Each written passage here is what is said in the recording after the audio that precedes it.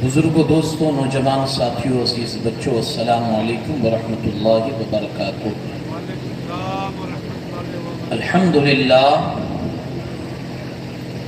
الحمدللہ رب العالمین والعاقبۃ للمتقین، الصلاة والسلام علی سید الانبیاء والمرسلین وعلی آلہ الطیبین واصحابہ الطاہرین اجمعین، اما بعد، اعوذ باللہ من الشیطان الرجیم، بسم اللہ الرحمن الرحیم، وَلَسَوْفَ يُعْطِيكَ رَبُّكَ فَتَرْضَىٰ، صدق اللہ العظیم۔ انتہائی خلوصیت اور احترام کے ساتھ جی لگا کر ایک بار بارگاہ رسالت مآب صلی اللہ علیہ وسلم میں عقیدت اور محبت کے ساتھ درود پاک عادیہ پیش کرے۔ اللہم صلی علی سیدنا شفیعنا نبینا و مولانا محمد وبارک وسلم، صلاۃ و سلام علیک یا رسول اللہ صلی اللہ تعالی علیہ وسلم۔ نبی پاک صلی اللہ تعالی علیہ وسلم کا ارشاد پاک ہے، کل بروز قیامت کی سختیوں سے اور قیامت کی خوفناک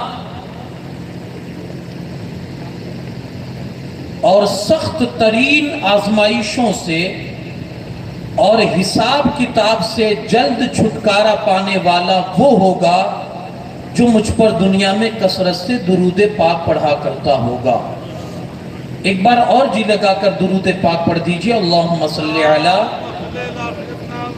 سیدنا شفیعنا نبینا مولانا محمد کما تحب و ترضا بان تصلی علیہ، صلاۃ و سلام علیک یا رسول اللہ صلی اللہ تعالی علیہ وسلم۔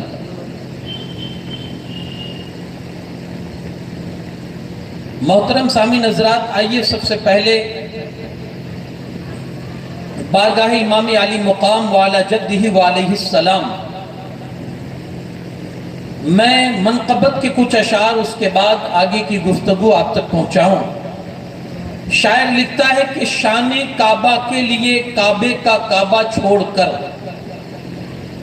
شان کعبہ کے لیے کعبے کا کعبہ چھوڑ کر چل دیے شبیر نانا کا مدینہ چھوڑ کر، چل دیے شبیر نانا کا مدینہ چھوڑ کر، کربلا کا ذرہ ذرہ کانپ اٹھا اس گھڑی، کربلا کا ذرہ ذرہ کانپ اٹھا اس گھڑی، جب سکینہ نے کہا مت جاؤ بابا چھوڑ کر، جب سکینہ نے کہا مت جاؤ بابا چھوڑ کر، حور بڑا خوش بخت تھا جنت میں داخل ہو گیا، حور بڑا خوش بخت تھا جنت میں داخل ہو گیا، لشکر اعداء کو دوزخ میں جلتا چھوڑ کر، لشکر اعداء کو دوزخ میں جلتا چھوڑ کر، حور نے یہ کہتے ہوئے شبیر کے چومے قدم، حور نے یہ کہتے ہوئے شبیر کے چومے قدم،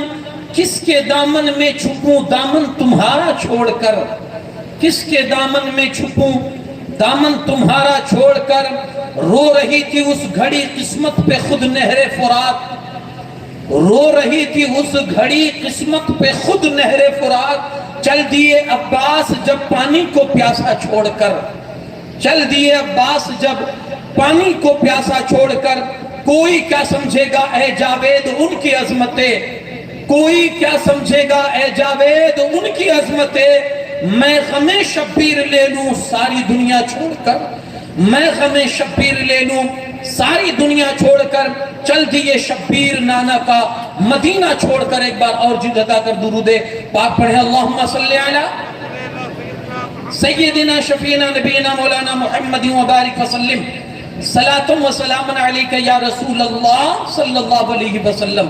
محترم سامعین حضرات، میں نے آپ کے سامنے جو آیت کریمہ کی تلاوت آپ کے سامنے کی ہے، بظاہر اس میں شان مصطفیٰ آپ کو نظر آ رہی ہے۔ اللہ کریم ارشاد فرماتا ہے وَلَسَوْفَ يُعْطِيكَ رَبُّكَ فَتَرْضَىٰ، اے محبوب اللہ آپ کو اتنا عطا فرمائے گا کہ آپ راضی ہو جائیں گے، اللہ اتنا آپ کو دے گا۔ बज़ाहिर तो और हकीकत में ये जो आयत करीमा है शान मुस्तफ़ा में है। अल्लाह ने हमारे नबी पाक सल्लल्लाहु अलैहि वसल्लम की शान, वो शान अता फरमाई अल्लाह ने कि उन्हीं की खुशी आप ही क्या कहा होगा। शायर ने कहा ना, कयामत का दिन भी क्या होगा, कहा उन्हीं की खुशी आपका कहा होगा, जो आप चाहेंगे वही होगा। एक में तो इसमें आयत में नबी पाक सल्लल्लाहु अलैहि वसल्लम की शान नजर आ रही है।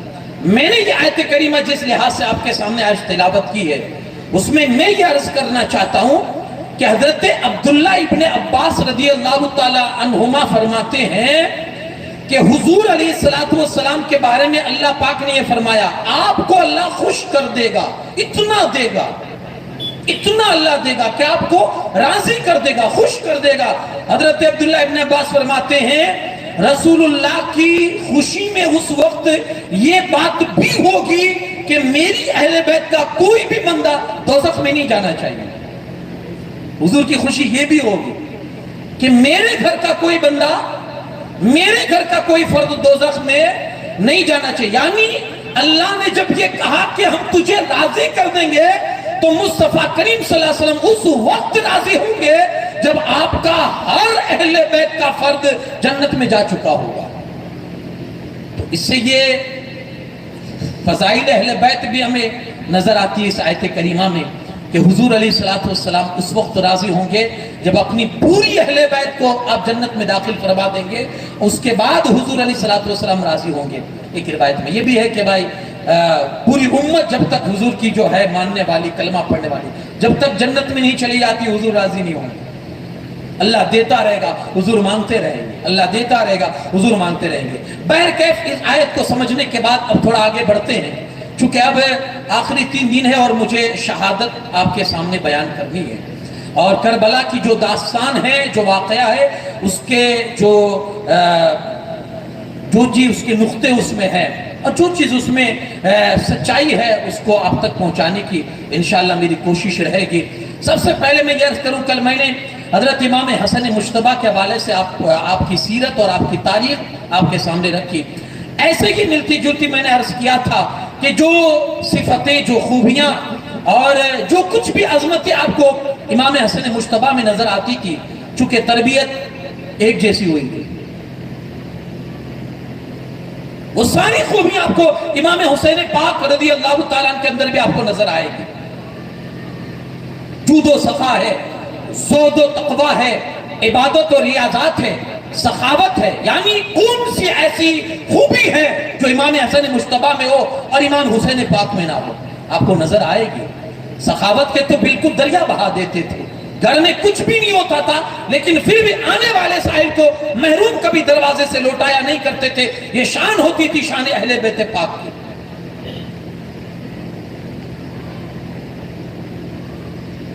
इमाम हुसैन रज़ियल्लाहु ताला अन्हु, मैंने कल एक मुख्तसर आपको सिर्फ उनका ज़िम्नन तज़किरा कर दिया था कि आपकी जिंदगी से क्या सबक मिलता है और हमें क्या सबक लेना चाहिए।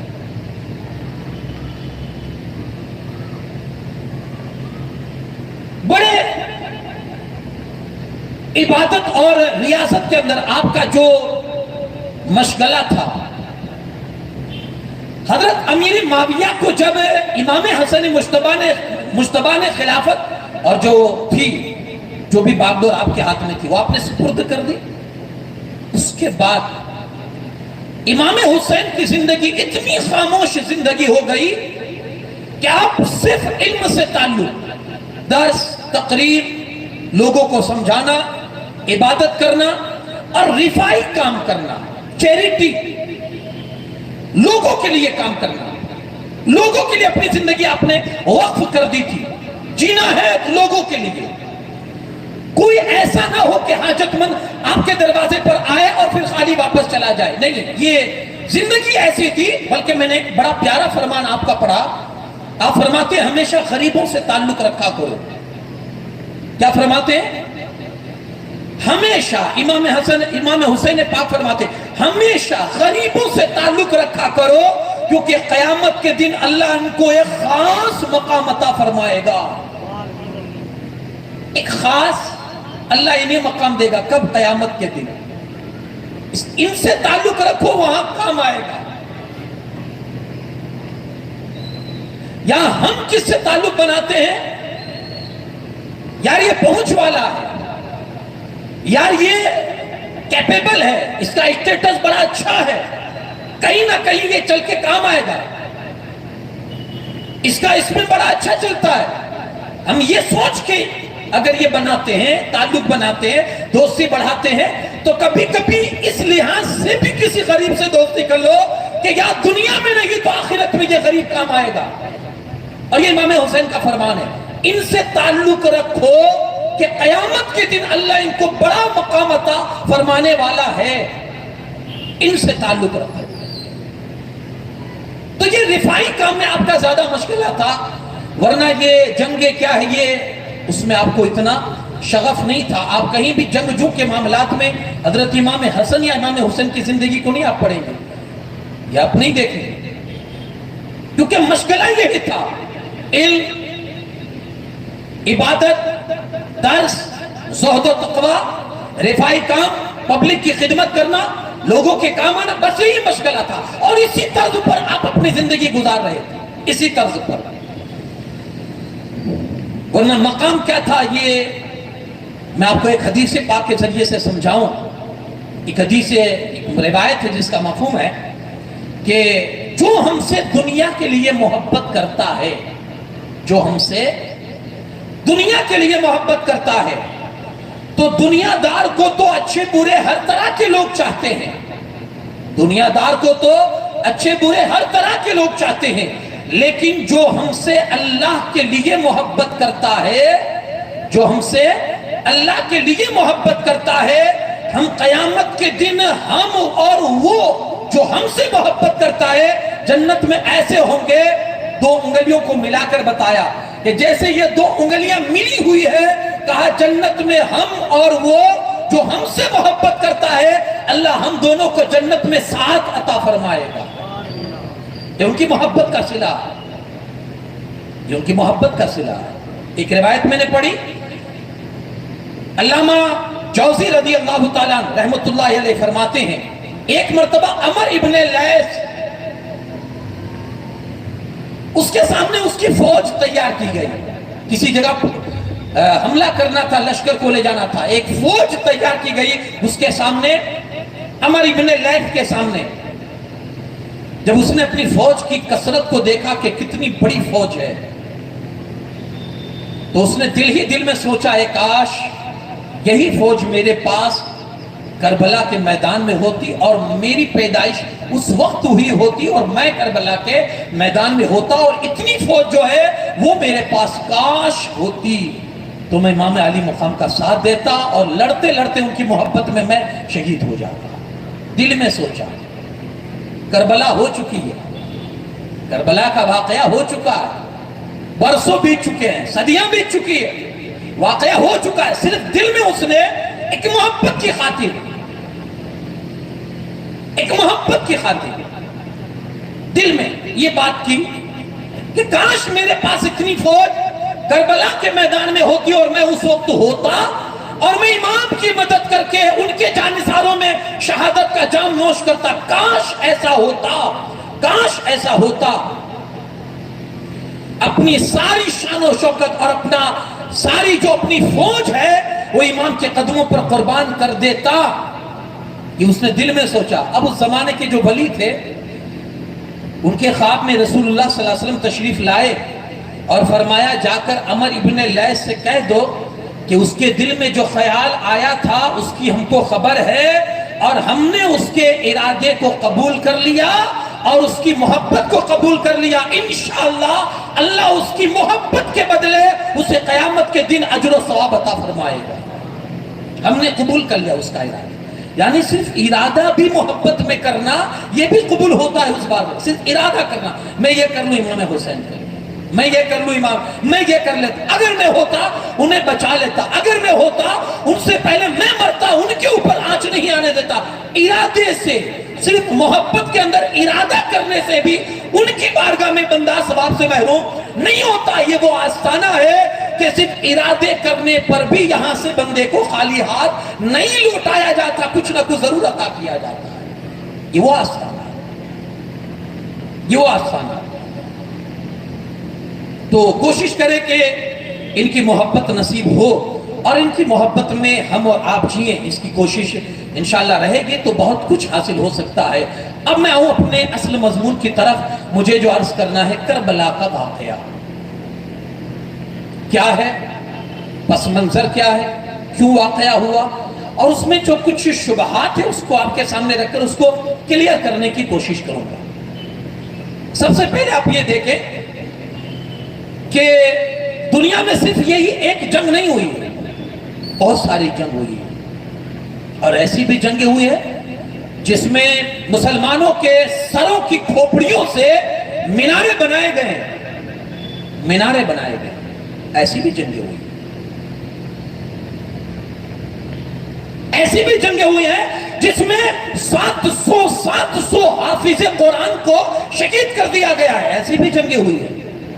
آپ احد کو پڑھیے, آپ کو احساس ہوگا کہ کتنی خطرناک یہ جنگ ہوئی تھی. مسلمان اور کفار مکہ کے بیچ میں کیسی خطرناک یہ جنگ ہوئی تھی, جس میں ہمارے اور تمہارے آقا صلی اللہ علیہ وسلم کے چہیتے چچا سید الشہداء امیر حمزہ رضی اللہ تعالیٰ عنہ کو بے دردی کے ساتھ شہید کیا گیا تھا, بے دردی کے ساتھ. وہ بھی جنگ ہوئی ہے.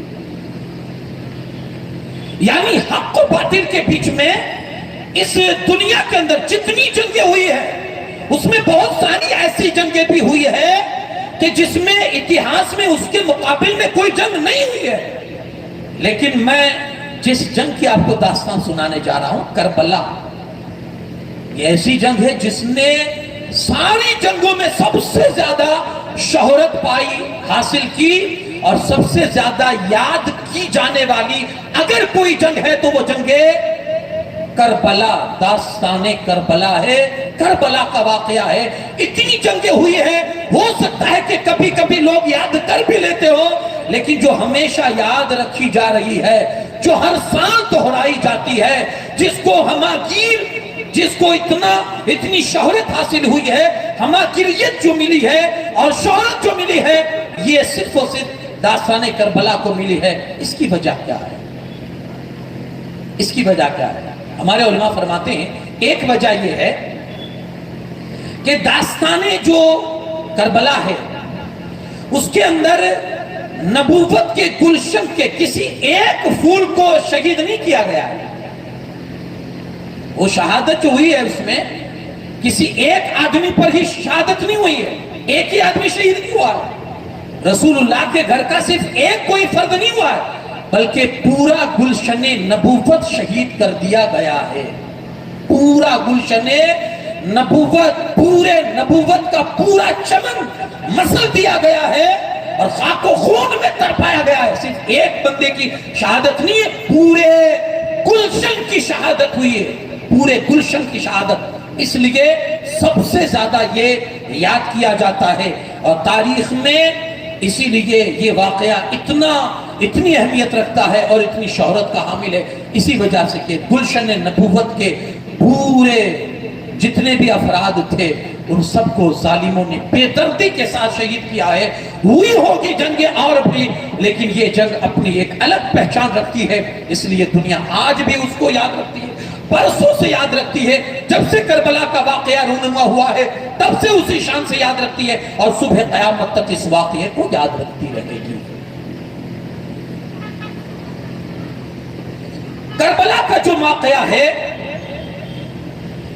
اس میں آپ دیکھیں اس کی بے مثالی کیا ہے, اور جنگوں کے مقابلے میں اس کے اندر کون سی ایسی خصوصیت ہے. تو لکھنے والے لکھتے ہیں اس میں تلواروں پر خون کی دھاروں نے اور برچیوں پر سینوں نے اور تیروں پر گردنوں نے فتح حاصل کی ہے. سامنے تلواریں تھی, ادھر گردنیں تھی, سامنے برچیاں تھی, ادھر سینے تھے, سامنے تیر تھے, ادھر گردنیں تھی, اور گردنوں سے مقابلہ تیروں کا ہوا ہے. سینوں سے مقابلہ برچھیوں کا ہوا ہے. ایسی جنگ آپ نے کبھی نہیں دیکھی. یہ یکتائی اور یہ بھی مثالی آپ کو صرف اور صرف کربلا کے میدان میں نظر آئے گی کہ ننھے سے ننھے بچے ہیں, وہ جا رہے ہیں, 22,000 کا لشکر ہے اور سامنے لڑ رہے ہیں. کچھ نہیں ہے پھر بھی جا رہے ہیں لڑنے کے لیے. ایک شوق ہے, ایک جذبہ ہے, اور اسی جذبے کے تحت جا رہے ہیں. بس ایک ہی دھن ہے, امام پر اپنی جان کو قربان کر دیں. بس ایک ہی دھن ہے. اب واقعے کو تھوڑا سمجھیں. امام حسین نے یہ معاملات طے کیوں نہیں کیے؟ جب یہی معاملہ حضرت امام حسن کے سامنے آیا تھا, آپ نے صلح کر لی. امام حسین نے بیٹھک کیوں نہ کی, سمجھوتا کیوں نہیں کیا؟ علماء فرماتے ہیں کہ امام حسین نے اپنی آنکھوں سے اپنی زندگی میں دین کی ترقی کو دیکھا تھا, دین کو آگے چلتے ہوئے دیکھا تھا. اسلام کی تاریخ کے بہت سارے ایسے اہم واقعات تھے جو آپ کے سامنے ہوئے ہیں. آپ نے تمام مرحلوں میں تبلیغ اور دعوت کو آزمایا اور ان کا آپ نے جائزہ بھی لیا ہے اور آپ لیتے رہے ہیں. ادھر حضرت امیر معاویہ کے بعد ان کے بیٹے یزید نے جیسے ہی حکومت کی باغ ڈور سنبھالی اور لوگوں سے بیعت لینا شروع کیا, اکثر صحابہ نے بیعت لینے سے انکار کر دیا کہ ہم اس کی بیعت قبول نہیں کریں گے. اس میں سب سے آگے اگر کوئی نمبر پر تھا تو امام حسین پاک رضی اللہ تعالیٰ عنہ تھے کہ میں اس کی ہرگز بیعت قبول نہیں کر سکتا ہوں. ان کی ماتھے کی آنکھوں سے آپ دیکھ چکے تھے کہ اس کا کردار کیسا ہے. وہ بد کردار ہے, وہ شرابی ہے, اور ایسے کے ہاتھ پر امام ہاتھ دے کر دین کی نیا کو کیسے ڈبا سکتے ہیں؟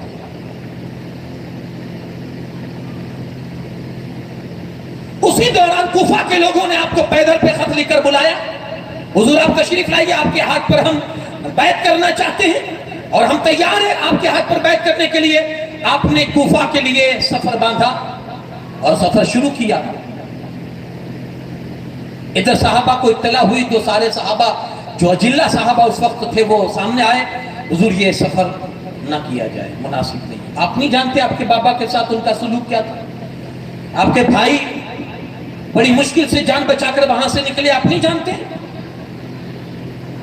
مولا علی کا دارو جو خلافت تھا وہ کوفہ ہی میں تو تھا نا.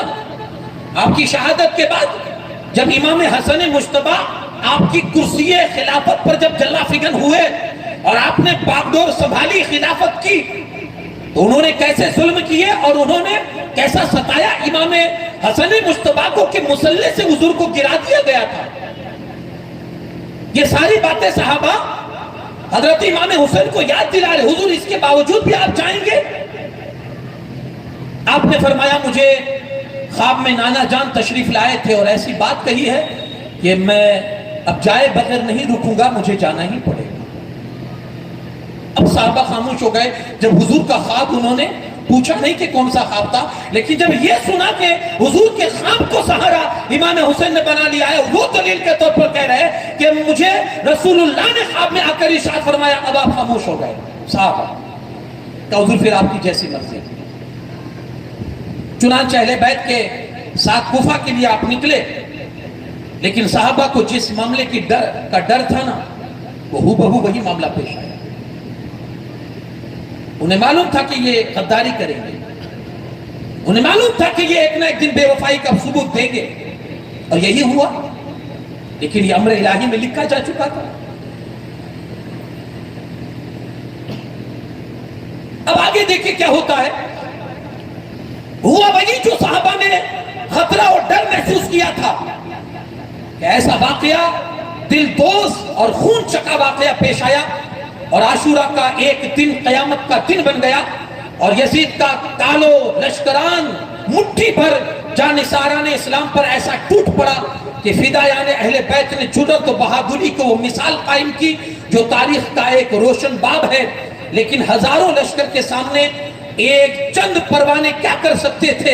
ایک ایک کر کے شہادت سے خون آلود ہوئے, اور لشکر حسینی نے اسوہ نبوی کو زندہ کر کے امت مسلمہ کو حق و صداقت اور عزم و استقلال کا عظیم درس دیا، اور ظالم کے خلاف کلمہ حق کہنے کا کہ جو عملی مشق تھی وہ کر کے کربلا کے میدان میں مجاہدین نے کربلا نے سب کچھ اپنا دکھا دیا کہ دیکھو ظالموں کے سامنے اللہ کے دین کے آواز کو کیسے بلند کیا جاتا ہے اور رسول اللہ کی شریعت کو کیسے بچایا جاتا ہے چند مختصر لوگوں نے۔ اب یہاں چل کے میں ایک شبہ اور اس کا ازالہ بھی کرتا چلوں۔ کچھ لوگ یہ سمجھتے ہیں امام حسین کسی جنگ کے لیے کربلا نکلے تھے، انہیں جوڑ توڑ کرنا تھا، اس لیے وہ کربلا کے لیے نکلے تھے، کوفہ جانا چاہتے تھے، بیچ کربلا میں یہ حادثہ ہو گیا، یعنی جوڑ توڑ کرنا چاہتے تھے، حکومت چاہتے تھے۔ لیکن اب اس کا جواب بھی آپ سن لیجئے، اگر آپ امام حسین کی زندگی کو آپ پڑھیں گے، میں نے شروع میں عرض کیا کہیں آپ کو دیکھیں آدمی کی جو فیلڈ ہوتی ہے اس فیلڈ میں وہ کام کرتا ہے۔ امام حسین کی آپ زندگی پڑھیے اور ان کی سیرت پڑھیے، آپ کو وہ جنگ جو نظر نہیں آئیں گے کہ کسی جنگ میں ہمیشہ آگے رہیں یا وہ کرے جنگ کرے، اگرچہ اللہ پاک نے وہ طاقت اور وہ قوت ان کو عطا فرمائی تھی لیکن ان کا فیلڈ الگ تھا، ان کا جو شوق تھا وہ علم تھا، وہ درس تھا، لوگوں تک دین پہنچانا تھا، لوگوں کے اندر تبلیغ کرنا تھا، دعوت و تبلیغ آپ کا مسئلہ تھا، آپ لوگوں تک رسول اللہ کا صحیح دین پہنچانا چاہتے تھے، آپ لوگوں کی خدمت کرنا چاہتے تھے، آپ رفائی کام کرنا چاہتے تھے، یہ آپ کا مشغلہ تھا اور اسی مشغلے میں آپ لگے ہوئے تھے۔ اگر جنگجو ہوتے نا تو اس ارادے سے نکلتے ہو، جنگ کرنے کا ارادے سے نکلتے ہیں، اور جنگ کرنے میں کوئی مختصر قافلہ لے کر نہیں چلتا ہے، فوج لے کر چلتا ہے، جنگ میں کوئی اپنے بچوں کو نہیں لے جاتا ہے بلکہ مجاہدوں کو لے جاتا ہے۔ یہ اگر جنگ کرنے امام حسین نکلتے تو ایک تیاری کے ساتھ نکلتے، ایسی کوئی تیاری نہیں تھی، بلکہ ایسے ہی آپ نکلے ہیں کہ ان کے خطوط آئے تھے آپ کے پاس اور وہ آپ کو بلانا چاہتے تھے، اس لیے آپ نے سوچا کہ چلو نکل جاتے ہیں اور ان لوگوں کا جو دعویٰ ہے اس حساب سے ہم وہاں جاتے ہیں، انہیں ہماری جو ضرورت ہے اس حساب سے ہم ان کی ضروریات کو پوری کریں گے۔ اس ارادے سے میرا امام مدینہ کو چھوڑ کر مکہ کی طرف اور مکہ سے پھر کوفہ کی طرف روانہ ہوتا ہے۔ آپ دیکھیں حضرت امام حسین رضی اللہ تعالیٰ، بہت سے لوگوں کے خیال میں یہ بھی ہے کہ آپ کو خلافت سے بڑی دلچسپی تھی اور آپ خلافت چاہتے تھے، یہ بھی مسئلہ نہیں تھا، کیونکہ مدینے میں اپنے حامیوں اور ساتھیوں کی بجائے صرف چند گھر والوں کو لے کر سفر کرنا یہ بات ثابت کرتی ہے کہ آپ کسی جنگ کے ارادے سے نہیں جا رہے تھے۔ یہی وجہ ہے کہ جب حر نے آپ کا راستہ روکا تو آپ نے اس سے جنگ نہ کی۔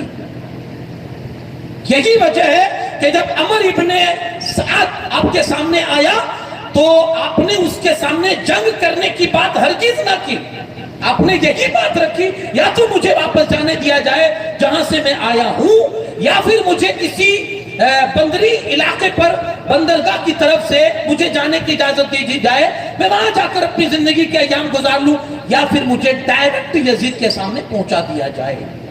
آپ نے اس سے بھی جنگ کی بات نہ کی، کیونکہ جنگ کے ارادے سے یا حکومت لینے کے ارادے سے، خلافت حاصل کرنے کے ارادے سے میرے امام ہرگز نہیں نکلے تھے، ورنہ حر کا مقابلہ کرتے، حر سے جنگ لڑتے یا ابن سعد کے سامنے جنگ کی بات کرتے آپ، جیسے وہ لوگ کرتے تھے کہ اگر آپ کو منظور نہیں ہے ساری شرائط تو آپ لڑنے کے لیے تیار ہو جاؤ۔ میرا امام لڑنا نہیں چاہتے تھے، مختصر یہ امام حسین کا یزید کے مقابلے میں آنا خلافت حاصل کرنے کے لیے نہیں تھا، بلکہ مقصد کیا تھا امام پاک کا؟ مقصد سنیں اور یہ اپنے دل کے کانوں سے سنیں۔ مقصد کیا تھا امام کا؟ مقصد تھا کہ اسلامی خلافت زندہ ہو جائے،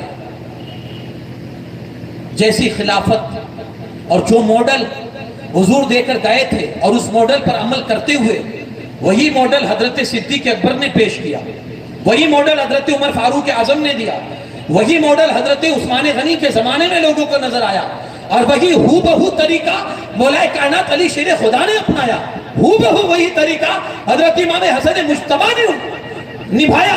یہی چیز تو امام حسین پاک بھی چاہتے تھے، اور جو خلافت جو چلی آ رہی تھی اس کو دوبارہ آپ زندہ کرنا چاہتے تھے، اور ساتھ ہی ساتھ جو یزید اپنی طرف سے جو اسلامی حکومت اور خلافت کے اندر جو گڑبڑی پیدا کرنا چاہتا تھا اس کو سرے سے نکالنا چاہتے تھے، اور پھر سے خلافت کی بات کو اور خلافت کی یاد کو تازہ کرنا چاہتے تھے۔ اس لیے میرے امام یہاں سے نکل کر وہاں گئے اور انہوں نے مقابلہ کیا کس کا؟ یزیدی لشکر کا۔ ایک ہی چیز، اسلام کی جو سسٹم ہے، اسلام کے جو رسم و رواج ہے، اسلام کا جو طور طریقہ ہے، وہ مٹنا نہیں چاہیے، وہ ختم نہیں ہونا چاہیے، رسول اللہ کی شریعت پر آنچ نہیں آنی چاہیے، کیونکہ یہ سب ہو رہا تھا، امام دیکھ رہے تھے۔ اسی لیے امام نے یہ طے کر لیا کہ میرے جیتے جی یہ چیز نہیں ہونے دوں گا کہ کوئی حضور علیہ السلام کی شریعت کے ساتھ کھلم کھلا کھلواڑ کرے۔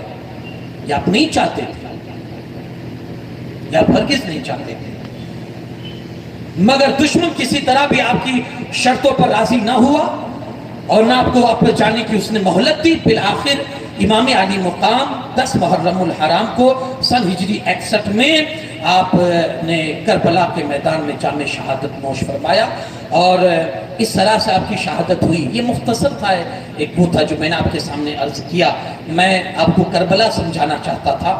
اب اس میں ہمارے لیے کربلا کی طرف سے آنے والا پیغام اور میسج کیا ہے وہ بھی آپ سے بات کر لیں۔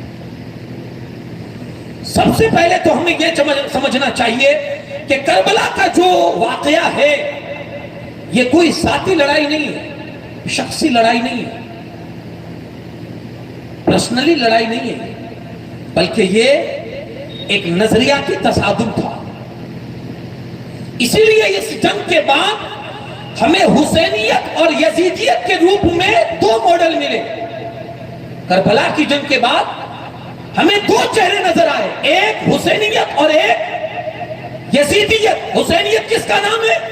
کا حق، سچ اور رسول اللہ کے دین اور شریعت کی کا جو پہرےدار ہے وہ حسینیت ہے، وہ حسینیت ہے۔ اور جہاں جھوٹ، نفاق، فسق و فجور ہے، جہاں گالیاں ہیں، جہاں نماز کی پابندی کو چھوڑنا ہے، جہاں نمازوں کو ترک کرنا ہے، شریعت کی کھلم کھلا خلاف ورزی کرنی ہے، وہ یزیدیت ہے۔ یہ 2 ماڈل ہمیں دکھے کربلا کے بعد، امام کی شہادت کے بعد یہ 2 ماڈل سامنے آئے، ایک جس میں سچ ہی سچ ہے، ایک جس میں مصطفیٰ کی شریعت کی حفاظت ہے، ایک جس میں رسول اللہ کی سنتوں کو زندہ کرنے کا مقصد بتایا گیا ہے، ایک جس میں انسانی حقوق کی بات کی گئی ہے، ایک جس میں شریعت اور خلافت کو پھر سے زندہ کرنے کی بات کی گئی ہے، اور دوسرا جو ماڈل ہے وہ باطل ماڈل ہے، وہ فسق و فجور والا ماڈل ہے، وہ ماڈل ہے جو برائیوں کو پھر سے جنم دینے کی بات کرتا تھا، وہ ماڈل ہے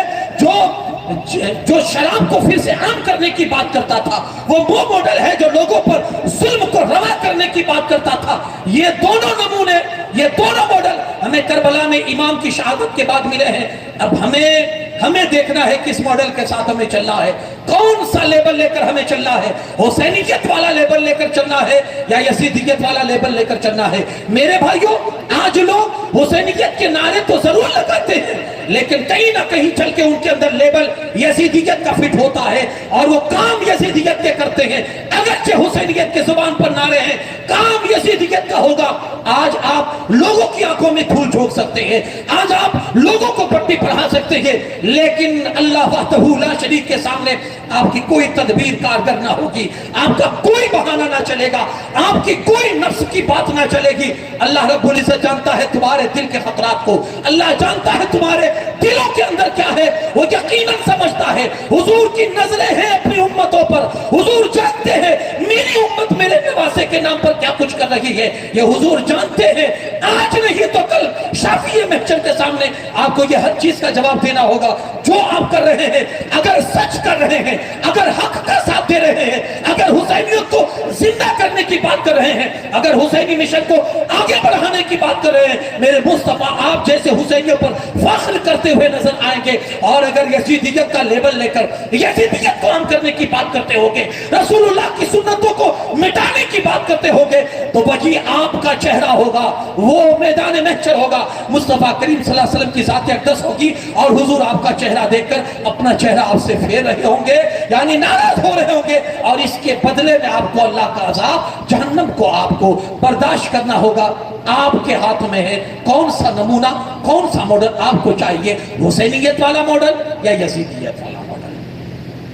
امام حسین رضی اللہ تعالیٰ عنہ، سب سے پہلی چیز کربلا کے میدان سے یہ چیز حاصل ہوتی ہے، دو ماڈل سامنے آئے، ہمیں کون سا چننا ہے؟ آپ کے ہاتھ میں۔ اللہ نے سینس دیا ہے، اللہ نے عقل دی ہے، دنیا کے ہر معاملات میں ہم تمیز کرتے ہیں، کوئی بھی بندہ آگ کو اپنے ہتھیلی پر نہیں لیتا،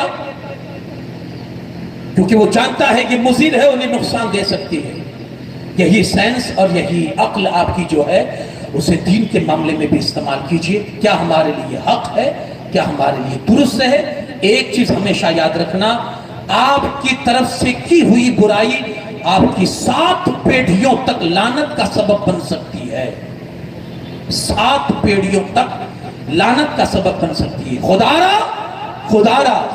اپنی آل اولاد کو پھٹکار اور لعنت، اللہ کی لعنت سے بچاؤ، اللہ کی لعنت سے بچاؤ۔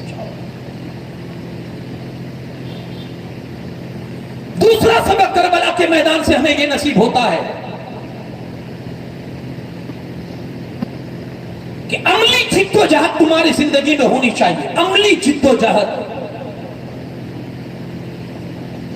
یعنی صرف محبت حسین کو رسم مت بناؤ، عمل کی فیلڈ میں لاؤ، صرف رسم مت بناؤ۔ آج ہمارے سارے کام رسمی ہیں، فارمیلٹیز، رسم مت بناؤ، عمل کے میدان میں لاؤ۔ اپنے حال و قال میں اس کو ڈھال لیا جائے اور ظلم و باطل کے خلاف نبرد آزمائی کو اپنا مقصد حیات بنا لیا جائے۔ جہاں بھی یزیدیت اپنا سر اٹھائے، آپ حق کا پیغام اور حق کا علم لیے آپ بھی پھر کھڑے ہو جائیے۔ اگر آپ امام کا علم اٹھاتے ہیں، امام کا علم یہ ہے، امام کا علم کون سا ہے؟ کوئی اگر غلط کو عام کر رہا ہے، کوئی اگر رسول اللہ کی شریعت سے کھلواڑ کرتا ہے، وہاں امام کا علم پکڑ کے آپ کھڑے ہو جاؤ۔ ہم ایسا نہیں ہونے دیں گے، یہ حسینیت ہے، ہم یہ نہیں ہونے دیں گے۔ اور اگر یہ جرأت اور یہ طاقت آپ کے پاس نہیں ہے، ہٹ جاؤ، دل سے تو برا جانا۔ یہ مقصد ہے کربلا۔ عملی طور پر اچھا امام حسین یہ بھی کر سکتے تھے، آپ نہ جاتے کوفہ، بھائی تم جانو، تمہارا کام جانے، مجھ سے کیا مطلب؟ عمل کے میدان میں آئے نا امام، بہت ساری صورتیں نکل سکتی تھی، لیکن امام ڈٹ گئے، نہیں، اس میں نو کمپرومائز، اس میں سمجھوتا ہو ہی نہیں سکتا ہے کہ تو میرے مصطفیٰ کی شریعت کے خلاف بات کرتا ہے، اور اسی رسول اور اسی مصطفیٰ کا نواسا اپنے نانا کے شریعت کے خلاف سمجھوتا کرے، تجھ سے نہیں ہو سکتا ہے۔ کربلا کی اس مشن اور کربلا کی اس مقصد کو بھی یاد رکھیے۔ ویسے آپ دیکھیں، یزید شرک نہیں کر رہا تھا، یزید نے کسی بت کی پوجا نہیں کی، یزید نے اسلام کا کھلا انکار بھی نہیں کر رہا تھا، بتوں کی پوجا بھی نہیں کر رہا تھا، اسلام کا نام بھی لیتا تھا، اور وہ یہ بھی کہتا تھا کہ میں نماز بھی پڑھتا ہوں، میں مسلمان بھی ہوں، میں موحد بھی ہوں، میں حکمران بھی ہوں، میں آپ کا خیر خواہ بھی ہوں۔ اسلام کا انکار نہیں کرتا تھا، اسلام کا انکار تو ابو لہبی ہے، اسلام کا انکار تو ابو جہلی ہے، وہ انکار نہیں کرتا تھا۔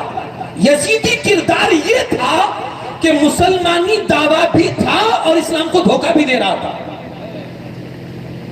یزیدی کردار کیا تھا؟ مسلمان کہہ بھی رہا تھا اپنے آپ کو اور اسلام کو دھوکہ بھی دے رہا تھا. ہم اپنے آپ کو دیکھیں کہ اپنے آپ کو مسلمان کہہ رہے ہیں اور پھر اسلام کو دھوکہ دے رہے ہیں یا نہیں. اگر نہیں دے رہے تو ہم سچے حسینی ہیں. اور اگر ہماری زندگی سے کہیں اسلام کو دھوکہ پہنچ رہا ہے, ہم اپنے آپ کو مسلمان کہہ رہے ہیں, امام حسین کے سامنے جانا مشکل ہو جائے گا, جانا مشکل ہو جائے گا. یزیدی کردار یہ تھا, وہ امانت کا دعویٰ بھی کرتا تھا, وہ خیانت بھی کرتا تھا,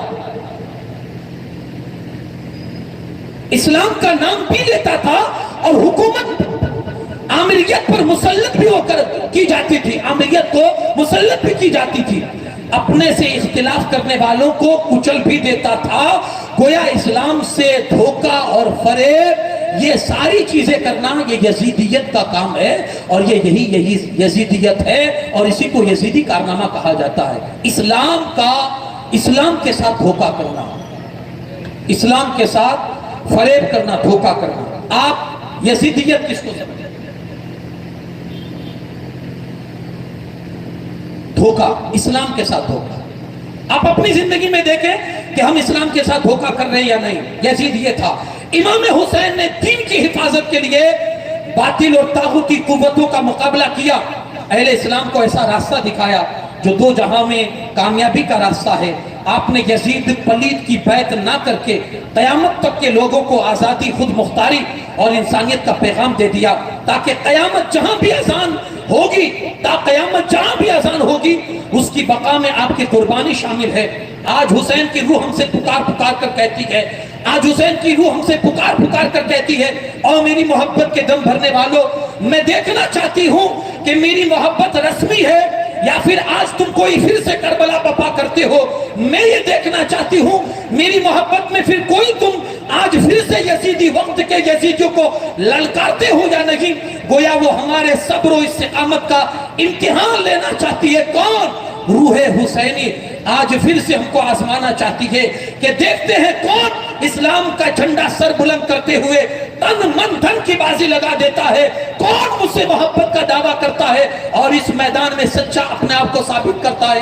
یہ آج ہم سے امتحان لیا جا رہا ہے, ایک نہ ایک دن رزلٹ اس امتحان کا ہماری نظروں کے سامنے ہوگا. یاد رکھیے گا, ہم میں سے کوئی بھی روح حسینی سے پوشیدہ نہیں ہے, میں سے کوئی بھی روح حسینی سے پوشیدہ نہیں ہے. وہ دیکھ رہے ہیں, ہمیں ملاحظہ کر رہے ہیں, ہم ان کے نام پر کیا کرتے ہیں, ہم ان کے نام پر کیا کرتے ہیں, وہ ہمیں ملاحظہ کر رہے ہیں. آج ہم آزمائش کی دنیا میں جی رہے ہیں, آزمائش کے دور سے جی رہے ہیں. ایک دن ہماری اس آزمائش کا پیپر آؤٹ ہوگا, نتیجہ نکلے گا ہم نے کیا کیا. اگر حق و باطل کے اندر ہمارا کام وہ ہوگا جو امام حسین کا تھا, یعنی آپ نے حق کو بلند کر دیا, اگر ہم بھی اس فیلڈ میں آگے ہوں گے ہمارا نام حسینیت میں ہوگا. اور اگر باطل کے پرچم کو لے کر حسینیت کا لیبل لگا کر ہم نکلے ہوں گے اور باطل کو قوتیں دے رہے ہوں گے, جھوٹوں کو اور طاقت دے رہے ہوں گے, بے نمازیوں کو اور حوصلہ دے رہے ہوں گے, تو پھر ہمارا نام اس وقت امام حسین کے سامنے یزیدی لسٹ میں ہوگا اور ہم یزیدیوں میں شمار کیے جائیں گے. یہ ہمارے ہاتھ میں ہے. کربلا کے یہ دو چار مقصد تھے اور جو یہ دو چار درس تھے جو میں نے آپ کے سامنے رکھے. حسینیت اپنے اندر پیدا کیجئے. حسینیت اصل معنوں میں کیا ہے؟ یزیدیت سے اپنے آپ کو بچائیے, اپنی آل اولاد کو بچائیے. یزیدیت کیا ہے؟ دیکھیں لوگ بڑے ہوشیار ہیں, لوگ کہتے ہیں یہ مولانا کہتے کہتے تھک جائیں گے, لیکن لوگوں کو جب سنبھلنا ہوگا تبھی وہ سنبھلیں گے. بات بالکل صحیح ہے. آج ہر کوئی جانکاری کے ساتھ ہر چیز کرتا ہے. آج اگر کوئی یہ کہے ہمیں معلوم نہیں اور ہم یہ کرتے ہیں, یہ بالکل دھوکہ ہے اسلام کے ساتھ اور اسلام والوں کے ساتھ, سراسر دھوکہ ہے. آج لوگ سب جانتے ہوئے بھی کرتے ہیں کیونکہ کہیں نہ کہیں ان کو ان کا نفس ورغلاتا ہے, کہیں نہ کہیں ان کو ان کی انانیت ورغلاتی ہے, کہیں نہ کہیں چل کے ان کو ان کے معاشرے کی جو سربراہی ہے اور سرداری ہے وہ ان کے بیچ میں آتی ہے, اور یہ ساری چیزیں ان کو مجبور کرتی ہے. اس لیے وہ اس فیلڈ میں آ کر ایسے غلط کام کرتے ہیں جو ان کی آخرت کے اندر ان کی شرمندگی کا سبب اور باعث ہوں گے. اللہ ان ساری چیزوں سے ہمیں بچائے اور ہمیں امام کا علم بردار بنائے, امام کے علم کو بلند کرنے کی ہمیں توفیق عطا فرمائے. امام نے جس انداز سے پرچم اسلام کو بلند فرمایا تھا اور اپنی جان کی قربانی پیش کی تھی, اللہ اس لحاظ سے ہمیں بھی یہ عمل کرنے کی اللہ پاک توفیق عطا فرمائے. کوشش اس چیز کی انشاءاللہ کرے. اللہ کریم اگر آپ کی سچی نیت ہے اللہ پاک آپ کو حسینیوں میں کل قیامت کے دن آپ کا شمار فرمائے گا۔ اب آگے چلیے، آئیے میں کربلا کی داستان کی طرف آپ کو لے چلوں۔ واقعہ کچھ اس طرح سے ہوا کہ جب حضرت امیر معاویہ کا انتقال ہو گیا اور یزید تخت نشین ہوا، تو سب سے پہلے اس نے کام یہ کیا کہ چاروں طرف اپنے قاصد دوڑا دیے، اور قاصد دوڑانے کے بعد اس نے کہا کہ سب سے میری بیعت لی جائے۔ اس کو جو سب سے بڑا خطرہ تھا وہ مدینہ کے اصحاب سے اور مکہ کے اصحاب سے تھا، جو وہاں رسول اللہ کے صحابہ تھے، ان سے سب سے بڑا خطرہ ان سے کہ اگر کوئی میرے راہ میں رکاوٹ بن سکتا ہے تو یہی وہ پاک ہستیاں ہیں جو رکاوٹ بن سکتی ہے، جو کبھی بھی باطل کے ساتھ سمجھوتا نہیں کریں گے۔ ایک ہی خدشہ تھا اس کو، اس لیے اس نے سب سے پہلے جو قاصد دوڑایا نا، اسی طرف دوڑایا، ادھر ہی جایا جائے۔ اس وقت مدینہ کا گورنر جو تھا ولید ابن عقبہ تھا، اس کے پاس خط آیا، خط میں لکھا تھا کہ امیر معاویہ کا وصال ہو چکا ہے اور یزید کے نام کی بیعت لی جائے، خاص کر اس میں نام لکھے تھے ان افراد سے خصوصی طور پر بیعت لی جائے، اور ان کا رد عمل کیا آتا ہے، وہ کیا جواب دیتے، اس کی جلدی سے یزید کو اطلاع دی جائے، یہ بھی لکھا۔ وہ جواب کیا دیتے، کرتے ہیں یا نہیں، بیعت قبول کرتے ہیں یا نہیں، یہ بھی جواب دیا جائے۔ اب آپ آگے چل کے دیکھیں کہ ولید بن عقبہ نے جیسے ہی خط پڑھا تو پہلے تو انہوں نے انا للہ و انا الیہ راجعون پڑھا کہ بھائی حضرت امیر معاویہ کا انتقال ہو گیا۔ ایک مرتبہ اور آپ نے پڑھا کہ یہ میرے لیے آزمائش کی گھڑی آ گئی ہے کہ مجھے امام حسین سے بیعت لینے کے لیے، وہ بھی یزید کی بیعت، اور وہ بندہ ایسا ہے، وہ سچا بندہ ہے، وہ کبھی جھوٹ کے ہاتھ پر بیعت نہیں کر سکتا۔ اس نے کہا کیا کروں، وہ ٹینشن میں تھا۔ اس نے اپنے ٹینشن کو حل کرنے کے لیے مروان کو بلایا، مروان ابن حکم، جو خود بڑا شریر اور لعنتی، جس پر مصطفیٰ کریم صلی اللہ علیہ وسلم نے لعنت و فٹکار برسائی تھی۔ بلکہ روایت میں ہے کہ جب اس کو مروان بن حکم وہ شخص ہے، جب اس کی پیدائش ہوئی، نبی پاک صلی اللہ علیہ وسلم کی خدمت میں تحنیک یعنی کوئی چیز چبا کر منہ میں جو ڈالی جاتی ہے، نیک انسان کے منہ سے چبائی ہوئی چیز بچے کے منہ میں پہلی ڈالی جاتی ہے تاکہ اس کا فعال اچھا ہو، بچے کی سیرت اچھی ہو، اس تحنیک کے لیے اس کو لایا گیا۔ حضور علیہ السلام نے فرمایا هو الوز غبن الوز، یہ گرگٹ کا بیٹا گرگٹ ہے۔ کیا فرمایا تھا؟ یہ گرگٹ کا بیٹا گرگٹ ہے۔ یہ اللہ کے رسول صلی اللہ علیہ وسلم نے آج سے برسوں پہلے یہ واقعہ کربلا جو ہوا ہے، اس کے برسوں پہلے یہ نشاندہی کر دی تھی کہ یہ گرگٹ کا بیٹا گرگٹ ہے، یعنی اس سے بھلائی کی امید نہیں ہے۔ بلکہ روایتوں میں یہ بھی ہے اللہ کے رسول صلی اللہ علیہ وسلم نے مروان کے باپ حکم پر لعنت فرمائی تھی، اور جب مروان اپنے باپ کے اس وقت باپ کی پیٹھ میں تھا، مروان اس وقت نعرہ تکبیر، نعرہ رسالت، علماء اہل سنت، جسم شہید اعظم، نعرہ حیدری، درود پاک اللہم صلی علی سیدنا شیخ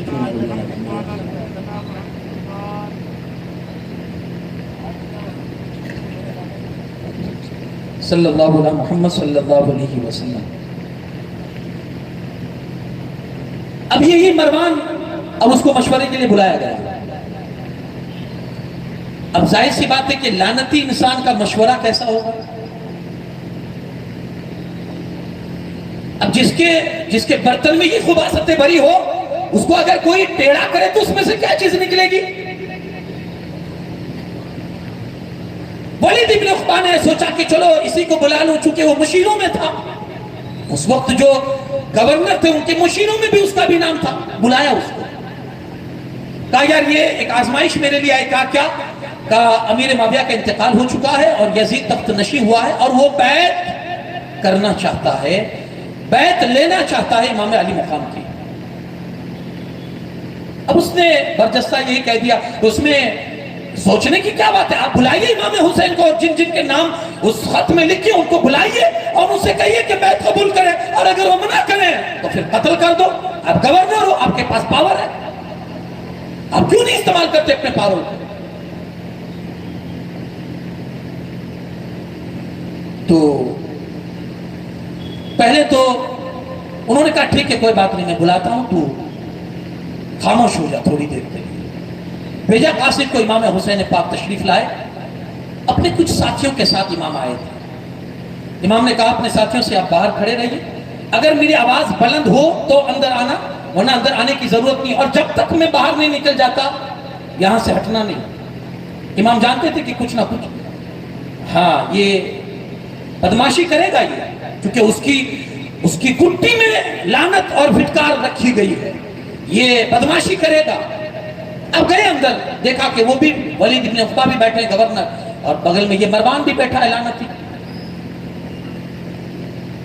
इमाम ने कहा किसने मुझे बुलाया गया और क्या बात है?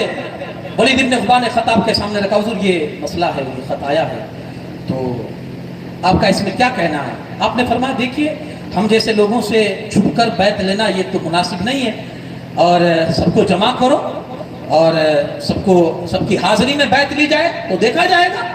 अभी ये छुप कर बैत लेना ये मुनासिब नहीं है, क्योंकि मैं रसूलुल्लाह का शहजादा हूँ, हुजूर का बेटा हूँ, और ये छुप कर आप बैत लोगे। तो वलीद ने कहा हुजूर जैसा आप मुनासिब समझे, आप तशरीफ ले जाएं और मैं इंतजाम करता हूँ उसके लिए। जैसे इमाम पाक उठे ना, मरवान उसे कहता है आहिस्ते आहिस्ते लफ्जों में, जिसको मेरे इमाम ने सुन लिया, कहा भी मौका है, जाने मत दे, अगर ये हाथ से निकल गए कभी जिंदगी में काबू नहीं पा सकेगा। मैं जानता हूं इनको ये कौन है और किसके बेटे हैं, अभी मौका है इन्हें या तो बैत ले या कत्ल कर दे। मेरे इमाम ने सुना, जबान पर उसी वक्त एक जुमला निकला, ओ इब्ने ज़ुरक़ा, क्या कहता है? तुझ में ताकत है या इसमें ताकत है जो मुझे कत्ल करेंगे? तू क्या बोलता है? मुझे कत्ल करने की बात करता है, ना तुझ में ताकत है ना इसमें ताकत है, खुदा की कसम तू कमीना है, कमीना। लफ्ज बोलने के बाद आप फौरन बाहर हो गए। आपके जो जाने साहब थे वो अंदर आने की कोशिश कर रहे थे, आपने हाथ के इशारे से कह दिया नहीं रुक जाओ रुक जाओ। इमाम पाक बाहर निकले, मरवान ने कहा अब तेरे हाथ से वो गए, अब कभी भी काबू नहीं पा सकता है। वलीद इब्न उक़बा ने कहा तुझ पर अफसोस हो, मैंने तो तुझे अपना मुशीर समझकर, अपना खैर का समझकर बुलाया था कि तू मुझे अच्छा मशवरा देगा, उल्टा तू मुझे इमाम को कत्ल करने की बात करता है। अरे ये दौलत क्या है, ये दुनिया की के साजो सामान क्या है, ये क्या है? इमाम की जान के बदले में अगर मुझे पूरी दुनिया भी सौंप दी जाए फिर भी मैं इमाम के हाथों, इमाम के खून से अपने हाथों को हरगिज़ रंगीन नहीं कर सकता, और ना तेरे मशवरे को मैं कबूल कर सकता हूं। बहरकैफ इमाम अली मुकाम इधर आए, आप जानते थे कि अब मामला बढ़ेगा, क्योंकि आपने उस वक्त पोशीदगी तौर पर भी जैसे पहले से इनकार किया है कि वो समझ गया वलीद, क्योंकि वो भी गवर्नर था। इमाम को फिर से इमाम के पास कासिद भेजा गया, हुजूर तशरीफ लाए, आपसे मशवरा करना है, कुछ काम है। आपने कहा अभी रात हो चुकी है, सुबह देखा जाएगा, अभी हम नहीं आ सकते हैं। आपने इनकार कर दिया। वलीद मान गया, ठीक है हुजूर जैसा आपका मशवरा, आप जो हुक्म फरमाएं सुबह में देखा जाएगा। अब रात में इमाम अली मुकाम ने घर वालों को कहा कि अब यहाँ मदीने में रहना, अब ये कज़ा तो यही शायद कह रही है, अब मदीने को रुखसत करके अलविदा कहा जाए और यहाँ से चला जाए। इमाम अली मुकाम वाला जद्दी अलैहिस्सलाम अपने खानवादे की कुछ अफराद को लेकर मदीना तैयबा से अपना रफ्ते सफ़र बांधते हैं और कूच करते हैं मक्कतुल मुकर्रमा की तरफ। आखिरी निगाह जब इमाम गुंबद खजरा की तरफ उठाते हैं और नाना से कहते हैं, नाना आपका शहर छोड़ के जा रहा हूँ। देखिए ऐसा नहीं था कि इमाम पाक को वो मदीना पसंद नहीं था, वो मदीना रसूलुल्लाह की पसंद थी। हदीस पाक में है नबी का इंतकाल वहां होता है जो सरजमीन उनको सबसे ज्यादा पसंद होती है।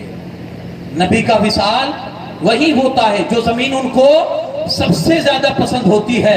तो जो जमीन मुस्तफा को पसंद हो, क्या वो जमीन उनके नवासे हुसैन को पसंद नहीं होगी?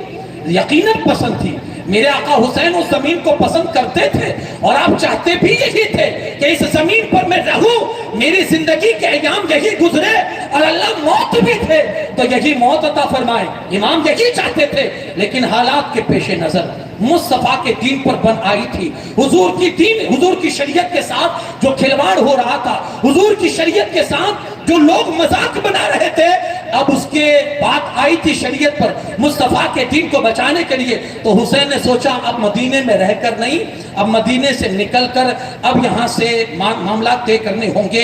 इसलिए मेरे इमाम ने मक्कतुल मुकर्रमा की तरफ रुख किया कि मदीने को अलविदा कह दिया जाए। अगर यहाँ रहूंगा मामला तो बिगड़ेंगे, और मैं मदीने की हुर्मत को पामाल नहीं करना चाहता, मैं मदीने की बेअदबी नहीं करना चाहता। اور امام یہ قطعاً نہیں چاہتے بھی تھے، قطعاً نہیں چاہتے تھے، بلکہ ایسا ہی معاملہ اس وقت بھی ہوا تھا جب امام حسن مجتبیٰ کو جب دفن کرنے کی بات آئی کہ دفنایا جائے، امام حسن مجتبیٰ کی وصیت کچھ اور تھی کہ بھائی پہلے مجھے نانا جان کے قدموں میں دفنایا جائے، لیکن مروان نے معاملات بڑھائے اٹھائے کہ میں نہیں دفن ہونے دوں گا، معاملات بڑھے، لوگوں کی آوازیں بلند ہوئی، امام علی مقام نے ایسے تدبر سے کام لیا اور ایسی تدبیر سے اس معاملے کو ٹھنڈا کر دیا، آپ نے فرمایا رہنے دو، جنت البقیع میں عام مسلمانوں کے ساتھ بھیا امام حسن مجتبیٰ کو دفن کر دیا جائے، معاملات کھڑے نہ کیے جائے، مدینہ کی بے حرمتی نہ کیا جائے، مدینہ کے اندر بے ادبی نہ ہونے پائے، امام علی مقام کبھی گوارا نہیں کر سکتے تھے، اسی وجہ سے امام نے اس چیز کو پسند نہ فرمایا کہ میرے رہتے ہوئے مدینہ کی حرمت پامال ہو، امام نے اپنے ساتھیوں کو اور اپنے گھر کے کچھ افراد کو لیا اور مدینہ الرسول سے مکہ المکرمہ کا رخ آپ نے فرمایا، گئے، مکہ والوں کو اطلاع ہوئی کہ نواسۂ مصطفیٰ کریم صلی اللہ علیہ وسلم تشریف لائے ہیں، شہزادہ رسول تشریف لائے ہیں، مرحبا کی گونجیں بلند ہو گئی، ہر راستے میں ایک ہی آواز تھی، مرحبا یا ابن رسول اللہ، مرحبا یا ابن رسول اللہ، آپ کا آنا مرحبا ہو اے رسول اللہ کے بیٹے، آپ کا آنا مرحبا ہو اے رسول اللہ کے شہزادے۔ لوگوں نے بڑے اچھے انداز میں لوگوں نے آپ کا استقبال کیا، مکہ ہی میں کچھ دن رہے، آپ نے معاملات بتائے، عبداللہ ابن زبیر بھی وہیں تھے، کہا کیا مسئلہ ہے؟ کہا حضرت میرے معاویہ کا انتقال ہو چکا ہے اور یزید تخت نشین ہوا ہے اور وہ میری بیعت لینا چاہتا ہے اور میں اس بردود کے ہاتھ پر اپنی بیعت کیسے کر سکتا ہوں، میں اسے کیسے گوارا کر سکتا ہوں۔ میں نے شاید کسی تقریر میں عرض کیا تھا کہ یزید کسی درمیان میں جب وہ حاکم نہیں بنا تھا، جب وہ بادشاہ نہیں بنا تھا، امیر معاویہ کے زمانے میں وہ کسی دن مضافات مدینہ میں کہیں آیا تھا، مدینہ شریف کے اطراف میں کہیں آیا تھا اور امام علی مقام نے اپنی آنکھوں سے اس کو شراب پیتے ہوئے دیکھا تھا۔ اب اس بندے کے ہاتھ پر کیسے آپ بیعت کر سکتے تھے؟ مطلب کیا پتا چلا؟ شرابی کو امام حسین ہرگز قبول نہیں فرمائے۔ اگر کوئی حسینی ہے اور اس کا پلہ شراب سے جڑا ہوا ہے، وہ عبرت کے ناخن لے، وہ ہوش کے ناخن لے، کل امام کے سامنے پھر اس کا انجام کیا ہوگا، اور امام اگر اس سے نظر گھما لیں گے تو پھر اس کا حشر کیا ہوگا۔ آج یہ بھی امت کا رونا ہے کہ جتنی کرائم کے راستے ہیں نا، اس میں ہمارا فرد، مسلم سماج کا فرد سب سے آگے ہے۔ کرائم کے راستے میں آج ہماری جتنی تعداد میں آپ کو تعداد نظر آئے گی، جتنی کثرت کے ساتھ، شاید اتنی کثرت کے ساتھ کسی اور قوم کی نظر آئے، خدا اپنے آپ کو سنبھالیے، امام حسین کی جو سچی محبت ہے اس کو پیدا کرنے کی کوشش کیجیے۔ امام علی مقام جن چیزوں سے نفرت کر کے آپ یزید کے سامنے کھڑے ہوئے تھے اور آپ نے علل اعلان یہ بتایا تھا اسے کہ یہ تیری چیز میں ہرگز چلنے نہیں دوں گا اور یہ تیرا جو داو ہے اس کو بھی میں چلنے نہیں دوں گا، آپ بھی تو کبھی کھڑے ہوئیے امام کے لیے۔ ہم یہ قطعاً گوارا نہیں کریں گے۔ اگر کوئی شرابی ہے تو آپ کم سے کم یہ تو کر سکتے ہیں کہ ہم شرابی کے ساتھ نہیں کھڑے رہ سکتے۔ اگر کوئی ظالم ہے اور آپ اس کو ظلم میں آپ سپورٹ کر رہے ہیں تو پھر آپ اپنے آپ کو حسینی کیسے کہہ رہے ہیں بھائی؟ ظالم کا پنجہ موڑ دینا یہ حسینیت ہے، ظالم کا سہارا دینا یہ حسینیت نہیں، یہ تو کھلی یزیدیت ہے۔ وہ کسی نے کہا نا، مٹا دو ظلم وہاں سے جہاں جہاں بھی دکھے، مٹا دو ظلم وہاں سے جہاں جہاں بھی دکھے، اس سے بہتر ہو نہیں سکتا انتقام حسین۔ اگر آپ کو امام حسین کے قاتلوں سے اگر بدلہ ہی لینا ہے تو جہاں جہاں ظلم دکھے ظلم کو مٹاؤ، کیونکہ وہ ظلم کو بڑھانا چاہتے تھے، حسینی ظلم کو مٹانا چاہتے ہیں۔ مٹاؤ ظلم، یہ حسینیت ہے، یہ سچی حسینیت ہے۔ میرے مصطفیٰ کریم صلی اللہ علیہ وسلم کی حدیث مبارکہ ہے، آقا کریم صلی اللہ علیہ وسلم فرماتے انصر اخاک، اپنے بھائی کی مدد کر، چاہے وہ ظالم ہو چاہے مظلوم ہو، مدد کر۔ یہ وہ حدیث ہے کہ جس حدیث اس حدیث کی وجہ سے آج جو اسلام مخالف قومیں ہیں نا، ان کو سوچنے پر مجبور کر دیا اس حدیث نے کہ اسلام کتنا مہذب تہذیب والا مذہب ہے، انسان کتنا احساس والا مذہب ہے، ان کو مجبور کرنے پر، ان کو سوچنے پر مجبور کر دیا ہے اس حدیث نے کہ ظالم ہو یا مظلوم ہو اس کی مدد کرو۔ نبی پاک صلی اللہ علیہ وسلم سے عرض کی گیا، رسول اللہ صلی اللہ علیہ وسلم مظلوم کی مدد سے سمجھ میں آتی ہے کہ جس پر ظلم ہو رہا اس کو بچاؤ، جو بیچارہ مظلوم ہو اس کو بچاؤ، لیکن ظالم کی مدد کیسے کی جائے؟ مصطفیٰ کریم صلی اللہ علیہ وسلم فرماتے ہیں ظالم کی مدد اس کا ہاتھ روک کے کی جائے، جو وہ ظلم کر رہا ہے اس کے ہاتھ کو روک لو، یہ ظالم کے ساتھ مدد ہے، اور جس پر ظلم ہو رہا ہے اس کو بچا لو، کہا یہ مظلوم کے ساتھ مدد ہے۔ میرا اسلام یہ کہتا ہے مظلوم کی مدد کرو، ظالم کی بھی مدد کرو۔ اب اگر آپ ظالم کا سپورٹ کرتے ہوئے اس کی حمایت میں اگر کھڑے ہیں تو پھر اپنے آپ کو حسینی کہنا بند کر دیجئے۔ میرے آقا حسین نے سارا معاملہ مکہ والوں کے سامنے رکھا۔ مکہ والوں نے کہا، حضرت عبداللہ ابن زبیر جی اس میں سے تھے، حضور آپ یہاں تشریف فرما رہے ہیں، آپ کا انشاءاللہ آپ کو کوئی تکلیف نہیں پہنچائی جائے گی اور یہاں نہ آپ کو کوئی تکلیف پہنچا سکتا ہے، ہم آپ کو اپنا امام ایکسپٹ کرنے کے لیے تیار ہے، ہاتھ بڑھائیے، ہم آپ کے ہاتھ پر بیعت کرتے ہیں۔ آپ نے کہا میں اس کا خواہاں نہیں ہوں، مجھے اس کی خواہش نہیں ہے، بس جب تک رب کی رضا ہوگی، جب تک میرے رب کی مرضی ہوگی میں یہاں رہوں گا، پھر جہاں کے لیے مجھے حکم ہوگا میں اس کے لیے یہاں سے پھر چلوں گا۔ آگے چل کے حضرت امام حسین پاک رضی اللہ تعالیٰ کے حوالے سے جب پتا چلا کوفیوں کو کہ وہ مکہ المکرمہ آ چکے ہیں، انہیں پتا چلا تو ان لوگوں نے کیا کیا، اب خطوط پر خطوط بھیجنا شروع کیے مکہ میں، ایک نہیں تقریباً 150 کے قریب خطوط امام علی مقام کی بارگاہ میں، اس طرح سے ایک روایت میں ہے 80 خطوط کے حوالے سے بھی روایت ہے کہ اتنے خطوط اور خط امام علی مقام کی بارگاہ میں بھیجے گئے، فقط اس بنیاد پر آپ تشریف لائیں، یہاں حالات بگڑ رہے ہیں، یزید اپنی بغاوت کو پھیلا رہا ہے، یزید اپنے فساد کو عام کر رہا ہے، فتنوں کو پھیلا رہا ہے، آپ تشریف لائیں، ہم آپ کے دست حق پر بیعت کرنے کے لیے تیار ہے۔ امام کو جب انہوں نے ہر طرح سے قسمیں یاد دلائی، امام کو سہارا لینے کے لیے کہا گیا، امام کو قسمیں دے کر ان سے وعدہ لیا ان لوگوں نے، ہم آپ کے ساتھ وفاداری کریں گے، آپ کا ساتھ نبھائیں گے، انہوں نے قسمیں کھائی جس میں کئی نام ایسے تھے جو امام علی مقام خود جانتے تھے۔ کیوں جانتے تھے؟ اس لیے جانتے تھے کہ آپ بھی تو کوفہ میں رہے نا، جب حضرت مولا کائنات علی شیر خدا آپ کا دارالخلافت کوفہ میں تھا تو آپ پوری فیملی کے ساتھ کوفہ میں رہتے تھے، تو کافی لوگوں کو آپ کوفہ میں جانتے تھے، کوفہ والے بھی امام حسین کو جانتے تھے، امام حسین مجتبیٰ کو بھی جانتے تھے، تو آپ کے پاس جو خطوط آئے تھے اس میں بہت سارے لوگ ایسے تھے جن کو امام جانتے تھے، اور انہی کی دستخط کی وجہ سے امام پاک نے یہ طے کر لیا کہ اب مجھے جانا ہے، کیونکہ یہ لوگ ہم کو ماننے والے ہیں، یہ لوگ ہم کو ماننے والے۔ اب وہ یہ نہیں جانتے تھے کہ ان کے دل ہمارے ساتھ ہیں لیکن ان کی تلواریں بنو امیہ کے ساتھ ہیں، وہ یہ نہیں جانتے تھے، کیونکہ بھولی طبیعت کے مالک تھے وہ۔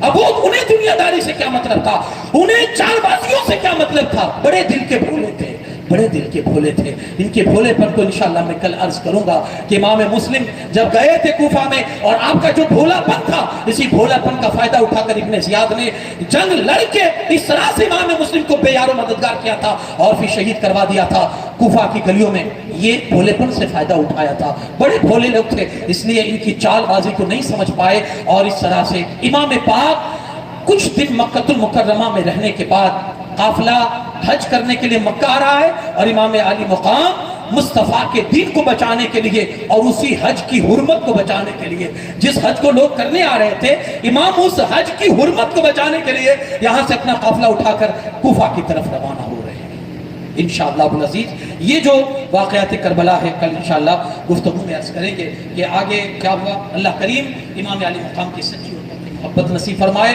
ہمیں کربلا کے مقصد کو سمجھنے اور کربلا پر عمل کرنے کے اللہ توفیق نصیب فرمائے، سچا حسینی بنائے، اسی میں اللہ زندہ رکھے، اسی میں اللہ موت نصیب فرمائے۔ وما علینا الا البلاغ المبین۔ السلام علیکم ورحمۃ اللہ۔